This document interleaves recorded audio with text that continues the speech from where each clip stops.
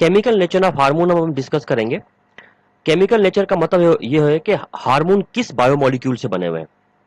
अगर हम हार्मोन्स की केमिकल नेचर देखते हैं तो हमें एक चीज मालूम होती है कि हमारे बॉडी में जितने भी हार्मोन्स पाए जाते हैं वो बायोकेमिकली या तो बने हुए होते हैं प्रोटीन से, यानी उनका मोनोमर अमाइनो एसिड होगा, या फिर वो बने हुए होते हैं लिपिड से, फैटी एसिड से वगैरह से बने हुए होंगे, या लिपिड के किसी मोनोमर से। अब जो प्रोटीन वाले हार्मोन है, अगर इनकी कैटेगरी आप देखते हैं तो इनकी कैटेगरी में और डिफरेंट टाइप के हार्मोन आते हैं। जैसे कौन कौन से हार्मोन आते हैं कि फर्ज करें कि एक हार्मोन आता है modified amino acid hormone. Modified amino acid hormone आता है। दूसरा हार्मोन जो आता है इसमें वो पेप्टाइड हार्मोन आता है। Peptide hormone. तीसरा जो आता है प्रोटीन हार्मोन आता है। ठीक है, प्रोटीन हार्मोन, ये हार्मोन आते हैं इसमें। जबकि लिपिड नेचर में जो हार्मोन आते हैं उनको हम स्टीरॉयड हार्मोन कहते हैं, और एक ही कैटेगरी आती है इसके अंदर हार्मोन्स की। तो हार्मोन को बायोकेमिकली हम देखते हैं कि किन मॉलिक्यूल से बने हुए होते हैं। हार्मोन प्रोटीन या लिपिड से बने हुए होते हैं। हमारी बुक में जो हेडिंग्स लगी हुई हैं, 3 हेडिंग लगी हुई है केमिकल नेचर के पॉइंट ऑफ व्यू से। एक है पेप्टाइड एंड प्रोटीन हार्मोन्स की, मतलब एक हेडिंग इसकी है पेप्टाइड प्रोटीन हार्मोन की। दूसरा है मॉडिफाइड अमाइनो एसिड हार्मोन, और तीसरा है स्टीरॉयड या लिपिड हार्मोन्स की हेडिंग है। तो अब हम क्या करते हैं कि इन हार्मोन्स को डिटेल से अलग अलग सेपरेटली डिस्कस करते हैं और देखते हैं कि ये हार्मोन क्या होते हैं। सबसे पहले हमारी जो बुक में हेडिंग है वो है peptide hormone and protein hormones की। ठीक है, पेप्टाइड एंड प्रोटीन हार्मोन्स की हेडिंग है। पहले जरा हम इसको डिस्कस कर लें और देखेंगे ये चीज क्या होती है। Peptide and protein hormones. ठीक है। अच्छा, पेप्टाइड क्या है और प्रोटीन क्या है, पहले आपको इसमें फर्क पता होना चाहिए। देखिए, एक चीज हम आप टर्म यूज करते हैं पेप्टाइड, एक यूज करते हैं हम प्रोटीन। दोनों में क्या फर्क है, क्या डिफरेंस है, क्या और सिमिलरिटी क्या है, ये जरा देखते हैं। पेप्टाइड एंड प्रोटीन दोनों की दोनों चेन होती हैं अमाइनो एसिड्स की। प्रोटीन भी अमाइनो एसिड की चेन है और पेप्टाइड भी अमाइनो एसिड की चेन है। ठीक है। लेकिन कहा यह जाता है कि अगर किसी भी चेन में 2 to 50 अमाइनो एसिड्स हो तो वो चेन पेप्टाइड कहलाती है, और 50 प्लस अगर इसमें अमाइनो एसिड हो तो वो प्रोटीन की चेन कहलाती है।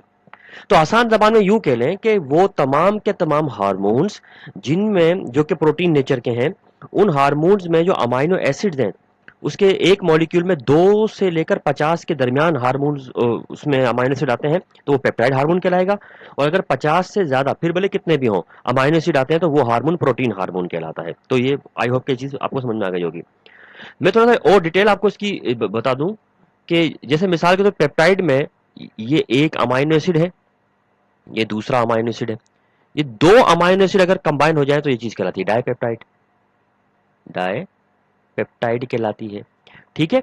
लेकिन अगर मिसाल के तौर पर 1, 2, 3 अमाइनो एसिड है यहां पर, ये तीनों अमाइनो एसिड आपस में यूं कर कंबाइन हो जाए तो ये ट्राइपेप्टाइड कहलाएगा। ट्राइपेप्टाइड कहलाती है। लेकिन अगर इसमें 4 से लेकर 10 अमाइनो एसिड आ जाएं तो ये कहलाती है ओलिगोपेप्टाइड। ओलिगोपेप्टाइड कहलाती है। लेकिन अगर इसमें 10 से लेकर 50 अमाइनो एसिड आ जाए एक चेन में तो ये पॉलीपेप्टाइड कहलाती है। पॉलीपेप्टाइड चेन कहलाती है। ठीक है। और ये जो सारी की सारी मॉलिक्यूल हैं, ये सारे, यानी ये जो हैं ये आपके कहलाते हैं पेप्टाइड चेन। ये पेप्टाइड हार्मोन या पेप्टाइड चेन की जो है ना उसकी कैटेगरी में ही काउंट किए जाते हैं। ठीक है। अच्छा, अब हमारी बॉडी में पेप्टाइड और प्रोटीन दोनों टाइप के हार्मोन मौजूद है। पेप्टाइड हार्मोन की जो एग्जांपल हमारी बॉडी में है वो है एडीएच, जिसको हम कहते हैं anti diuretic hormone. Anti diuretic hormone आगे पढ़ने वाले हम इसको। और दूसरा है ऑक्सीटोसिन। ऑक्सीटोसिन, ये दोनों के दोनों पेप्टाइड हार्मोन के एग्जाम्पल हैं। जबकि प्रोटीन हार्मोन के अगर हम एग्जाम्पल देखते हैं तो प्रोटीन हार्मोन्स की एग्जाम्पल में जो चीज आती है वो है इंसुलिन एंड ग्लूकागॉन।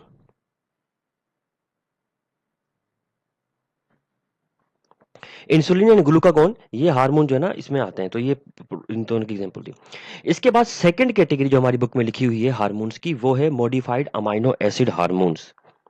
ठीक है, या यूं लिख लें कि अमाइनो एसिड डेरिवेट हार्मोन्स, कुछ भी लिख लें एक ही बात है। अमाइनो एसिड डेरिवेट हार्मोन, यानी उनसे बनने वाले हार्मोन। इसको मोस्ट कॉमनली हम मॉडिफाइड अमाइनो एसिड हार्मोन भी कहते हैं। मॉडिफाइड अमाइनो एसिड हार्मोन का मतलब क्या होता है कि ये वो हार्मोन होते हैं जो जस्ट एक अमाइनो एसिड की मॉडिफिकेशन से बने हुए होते हैं। मतलब एक ही अमाइनो एसिड होता है जो मॉडिफाई होकर ये हार्मोन बना देता है, एक ही अमाइनो एसिड। तो काफी अहम हार्मोन है ये आपके। ठीक है, अच्छा, मॉडिफाइड अमाइनो एसिड हार्मोन्स में आपके बायोजेनिक अमाइंस भी आते हैं। अब ये बायोजेनिक अमाइंस जो थे ये पिछले चैप्टर में थे लेकिन आपके सिलेबस में नहीं थे। बायोजेनिक अमाइंस भी इंक्लूडेड है इसके अंदर। बायोजेनिक अमाइंस पिछले चैप्टर में न्यूरोट्रांसमीटर के टॉपिक में थे। ठीक है, अब ये बायोजेनिक अमाइंस क्या होते हैं जरा पहले इसको समझते हैं। हमने ये पढ़ा कि अमाइनो एसिड डेरिवेट हार्मोन या मॉडिफाइड अमाइनो एसिड हार्मोन वो होते हैं जो एक ही अमाइनो एसिड की मॉडिफिकेशन से बनते हैं। तो बायोजेनिक अमाइंस इसमें कैसे इंक्लूड हो गए? हम लोग क्या करते हैं कि एक अमाइनो एसिड बनाकर देखते हैं। मिसाल के तौर पे ये एक अमाइनो एसिड है, आपको पता है ना अमाइनो एसिड में एक साइड पर अमाइन ग्रुप होता है। ठीक है, ये आर हो गया, ये एच हो गया और इसके अपोजिट साइड पर COOH होगा। ठीक है, ये एक अमाइनो एसिड का मॉलिक्यूल हो गया। अब इस अमाइनो एसिड के मॉलिक्यूल की आप लोग करवा देते हैं डी कार्बोक्सिलेशन। डी कार्बोक्सिलेशन करवा देते हैं। डी कार्बोक्सिलेशन का मतलब होता है removal of carbon dioxide. Removal of carbon dioxide मतलब एक कार्बन और दो ऑक्सीजन। और रिमूवल ऑफ कार्बन डाइऑक्साइड का जो प्रोसेस है वो यहां से होगा। ठीक है, तो इसका मतलब है कि अब जब ये डीकार्बोक्सिलेशन करा लेंगे तो इसमें जो मौजूद ये वाला कार्बोक्सिलिक एसिड ग्रुप है ये रिमूव हो जाएगा। ठीक है, carboxylic acid group is removed, ये रिमूव्ड हो जाएगा यहां से। ठीक है, तो अब जो रिजल्टेंट मॉलिक्यूल जो बाकी बचेगा that molecule is called biogenic amine. Biogenic amine. ठीक है, अब ये भी चूंकि एक ही अमाइनो एसिड से बना है इसलिए अमाइनो एसिड डेरिवेट हार्मोन्स में ये शामिल है। ये बायोजेनिक अमाइन का अब जो मॉलिक्यूल बनेगा, ये बायोजेनिक अमाइंस का जो मॉलिक्यूल है ये करेगा क्या, मतलब इसकी क्या हमारे लिए क्या खासियत है, क्या इसकी ऐसी इंपॉर्टेंस है जो इसके लिए हम इसको कर रहे हैं। ये आगे जाकर या तो एज ए हार्मोन के तौर पे काम करेगा या न्यूरोट्रांसमीटर के तौर पे काम करेगा, न्यूरो ट्रांसमीटर के तौर पे काम करेगा, या फिर बोथ, दोनों के तौर पे काम करेगा, जैसे डोपामीन है, सीरोटोनिन है। ठीक है, ये सारे के सारे ऐसे ही हैं, बायोजेनिक अमाइंस ही हैं, हार्मोन के तौर पर भी काम करते हैं, न्यूरोट्रांसमीटर के तौर पर भी काम करते हैं, इसलिए पिछले चैप्टर में भी ये टॉपिक इंक्लूड था। ठीक है, तो बायोजेनिक अमाइंस को भी इसमें शामिल किया गया है। अब इस अमाइनो एसिड डेरिवेट हार्मोन्स की एक एग्जांपल समझते हैं। एग्जांपल से देखते हैं कि ये किस तरीके से हार्मोन बनते हैं और कौन से हार्मोन इसमें शामिल हैं। आपके जो ग्लैंड इन हार्मोन को सिक्रीट करने में इन्वॉल्व है वो है एड्रिनल, जो मेडुला है वो, थायराइड ग्लैंड भी ये सिक्रीट करता है और पिनियल ग्लैंड भी करता है। तो ये हम देखेंगे जब इनको डिटेल से पढ़ेंगे तो इसमें से चीजें आ जाएंगी। एक एग्जांपल लेकर देखते हैं हम लोग कि ये हार्मोन आपके बॉडी में कैसे बनते हैं। हमारे बॉडी के अंदर एक अमाइनो एसिड पाया जाता है, that amino acid is called tyrosine. Tyrosine, ये अमाइनो एसिड पाया जाता है। ये टायरोसिन अमाइनो एसिड जो होता है इसके ऊपर एक एंजाइम एक्ट करता है, उस एंजाइम का नाम है टायरोसिन हाइड्रोक्सिलेज। ये आप लिख लीजिएगा खुद ही। टायरोसिन हाइड्रोक्सिलेज इस पे एक्ट करता है, और जैसे ही ये टायरोसिन हाइड्रोक्सिलेज इस पे एक्ट करता है, इससे एक नया, यानी ये अमाइनो एसिड चेंज हो जाता है डाई हाइड्रोक्सी फिनाइल एलेनाइन के अंदर। डाई हाइड्रोक्सी फिनाइल एलेनाइन के अंदर कन्वर्ट हो जाता है। ठीक है, इस पूरे कंपाउंड को हम लोग डोपा कहते हैं। ठीक है, dopa, di hydroxy phenyl alanine dopa कहलाता है। अब ये भी एक अमाइनो एसिड है, लेकिन ये मॉडिफाइड अमाइनो एसिड है। ठीक है, फिर अगले स्टेप में क्या होता है कि ये जो डोपा है, ये डोपा, इसके ऊपर भी एक एंजाइम एक्ट करता है, और उस एंजाइम का नाम होता है एरोमेटिक अमाइनो एसिड कार्बोऑक्सिलेज। और वो एरोमेटिक, ये नाम आप खुद ही देख लीजिएगा, एरोमेटिक अमाइनो एसिड कार्बोक्सिलेज, और ये इस डोपा को कन्वर्ट कर देता है और अमाइनो, एक और कंपाउंड में, दैट इज कॉल्ड डोपामाइन। अभी डोपामाइन आपको पता है कि अमाइनो एसिड भी है, ओ सॉरी, ये एक हार्मोन भी है, एक न्यूरोट्रांसमीटर भी है डोपामाइन। ठीक है, आमतौर पे खिलाड़ियों के जो डोप टेस्ट होते हैं, वो डोप टेस्ट असल में वो डोपामाइन टेस्ट ही होता है, क्योंकि डोपामाइन अगर आप इंजेक्ट कर लेते हैं बॉडी के अंदर, तो उसकी वजह से आपकी न्यूरोमस्कुलर एक्टिविटी बहुत ज़्यादा बढ़ जाती है, जिससे आपका स्टेमिना काफ़ी हद तक इंक्रीज हो जाता है, अबनॉर्मली बहुत हाई हो जाता है। ठीक है, ये हो जाएगा इसमें। फिर क्या होता है कि इस डोपा अमाइन के ऊपर एक और हार्मोन एक्ट करता है, और वो है dopa amine beta hydroxylase. Dopa amine के ऊपर एक और हार्मोन एक्ट करेगा, डोपा अमाइन बीटा हाइड्रोक्सिलेज, और इससे एक नया कंपाउंड बन जाएगा, that is called nor epinephrine. Nor epinephrine, ये वही नॉर एपिनेफ्रिन है जिसको शायद आपने बुक में नॉर एड्रीनलिन के नाम से पढ़ा हो। नॉर एड्रीनलिन भी इसी को कहा जाता है, नॉर एड्रीनलिन।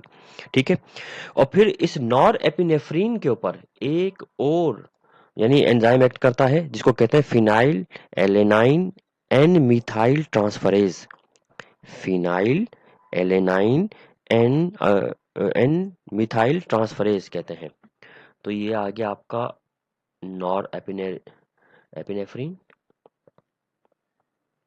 एपिनेफ्रिन, और इसके ऊपर एक्ट कौन कर रहा है, जो एंजाइम का मैंने नाम बताया वो, और जिसके बाद ये कन्वर्ट हो जाता है एपिनेफ्रिन में, जिसको आप एड्रीनलिन भी कहते हैं। दोनों इसी के नाम है। ठीक है, नॉर एपिनेफ्रिन का नॉर एड्रीनलिन है, और एपिनेफ्रिन का एड्रीनलिन, ये कहते हैं। अच्छा, ये कहलाता है। आपकी बुक में जो एक टर्म इस्तेमाल की गई है ना, केटिकोल अमाइन, वो केटिकोल अमाइन एक्चुअली इसी के लिए इस्तेमाल की गई है, इन दोनों के लिए। इन दोनों को हम कलेक्टिवली केटिकोल अमाइन भी कहते हैं। केटिकोल अमाइन भी इन दोनों को ही हम कहते हैं। ठीक है, अच्छा, अब देखें कि किस तरह से एक अमाइनो एसिड मुख्तलिफ किस्म के एंजाइम के एक्शन के बाद कैसे कैसे कन्वर्ट होता है। अब आपकी बॉडी पे डिपेंड करता है कि आपके बॉडी को क्या चाहिए। मिसाल के तौर पे आपकी बॉडी को डोपा चाहिए, तो पहला ही स्टेप होगा और डोपा बनेगा, और डोपा बॉडी के अंदर इस्तेमाल होना शुरू कर देगा। लेकिन अगर आपकी बॉडी को डोपा नहीं, डोपामीन चाहिए, एज ए न्यूरोट्रांसमीटर चाहिए, या एज ए हार्मोन के तौर पे चाहिए, तो फिर अगला स्टेप भी होगा और डोपामीन बन जाएगा। अगला स्टेप नहीं, बाकी के स्टेप्स नहीं होंगे, उसमें यूज हो जाएगा। लेकिन अगर डोपामीन नहीं आपकी बॉडी को चाहिए, नॉरएपिनेफ्रिन, तो फिर अगला तीसरा स्टेप भी हो जाएगा, नॉरएपिनेफ्रिन बन जाएगा। और अगर एपिनेफ्रिन चाहिए तो फिर चौथा स्टेप, यानी जो भी आपकी बॉडी को रिक्वायरमेंट होती है, आपकी बॉडी वो स्टेप करके रोक देती है और उसको इस्तेमाल करना शुरू कर देती है। और इस प्रोसेस में अगर आप गौर करें तो हुआ क्या है, इस प्रोसेस में एक ही अमाइनो एसिड था जो एंजाइम के एक्शन से बार बार मॉडिफाई होकर हार्मोन के तौर पर एक्ट कर रहा था। फाइनली स्टूडेंट, जो आखिरी कैटेगरी है हार्मोन्स की, वो है स्टीरॉयड हार्मोन्स।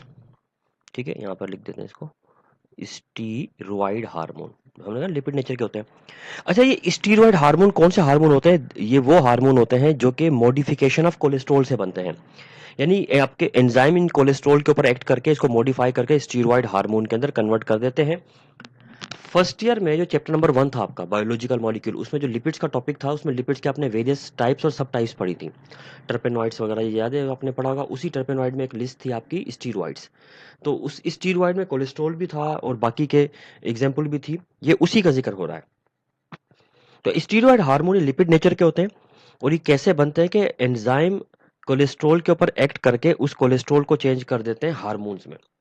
अब स्टीरॉयड हार्मोन की जो एग्जांपल है वो टेस्टोस्टेरोन है, यानी जो मेल सेक्स हार्मोन है, एस्ट्रोजन है, ठीक है, प्रोजेस्टेरोन है, अल्डोस्टेरोन है और कार्टिसोल है। ये तीनों जो 3-4 जो हार्मोन्स के नाम बताए, ये तीनों के तीनों लिपिड नेचर के होते हैं, स्टीरॉयड नेचर के, और ये कोलेस्ट्रॉल की मॉडिफिकेशन से बनते हैं। अब शायद आपके ज़हन में आ रहा होगा सर कोलेस्ट्रॉल तो बड़ी डेंजरस किस्म की चीज़ होती है, ये तो बॉडी में मतलब खतरा है हमारी बॉडी के लिए, लेकिन नहीं, ऐसा नहीं है। अगर कोलेस्ट्रॉल ना हो तो ये हार्मोन नहीं बनेंगे, कोलेस्ट्रॉल नहीं होगा तो आपकी सेल मेम्ब्रेन नहीं बनेगी, कोलेस्ट्रॉल नहीं होगा तो विटामिन डी नहीं बनेगा। इतनी ज़्यादा इंपॉर्टेंट चीज़ें कोलेस्ट्रॉल के बगैर नहीं बनती, तो फिर कोलेस्ट्रॉल खतरा क्यों है? एक्चुअली कोलेस्ट्रॉल खतरा नहीं है, एक्सेसिव कोलेस्ट्रॉल खतरा है। आपकी बॉडी को जितने कोलेस्ट्रॉल की ज़रूरत पड़ती है वो लिवर खुद बना लेता है। लेकिन जो प्रॉब्लम होती है वो ये कि जब आप भी कोलेस्ट्रॉल को इनटेक करना शुरू कर दें, तो अब वो कहाँ पर जाएगा? लीवर तो रिक्वायरमेंट के मुताबिक बना रहा है। आप जो कोलेस्ट्रॉल यूज़ कर रहे हो वो तो कोलेस्ट्रॉल कहीं न कहीं तो प्रॉब्लम क्रिएट करता है ना, तो वो कोलेस्ट्रॉल थोड़ी-सी प्रॉब्लम हमारे लिए क्रिएट करता है।